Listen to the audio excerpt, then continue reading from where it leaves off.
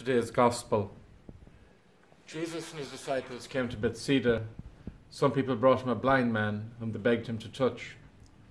He took the blind man by the hand, he led him out of the village. Then putting spittle on his eyes and laying his hands on him, he asked, "Can you see anything?" The man, who was beginning to see, replied, "I can see people. They look like trees to me, but they're walking about." Then he laid his hands on the man's eyes again, and he saw clearly. He was cured. He could see everything plainly and distinctly. And Jesus sent him home, saying, "Do not even go into the village." I like that gospel passage. I like a lot of the miracle stories because I suppose they end up with somebody being in a better place than they were before meeting Jesus. And I imagine that's the wish of all of us, that we be in a better place because we've met Jesus. It's not the first time, of course, that he cured people who were blind. There's other accounts of it.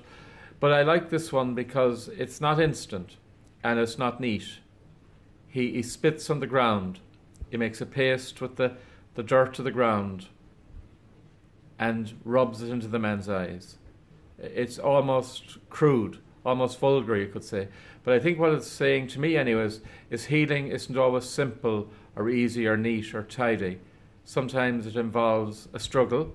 Sometimes it involves the unpleasant. And Jesus asks the man, "Can you see anything?" And he says, "I can see people, but they look like trees to me." In other words, it wasn't rapid. It wasn't an instant cure. Jesus had to go at it a second time. And then he says to him, "Now can you see?" And we're told the man could see plainly and distinctly. I'd like to think that what's been said here is that healing is sometimes slow. Sometimes it doesn't move at the pace we want. Sometimes we have to be patient, literally patient as patience with it. It's not neat or tidy, but the Lord helps us to see things plainly and distinctly.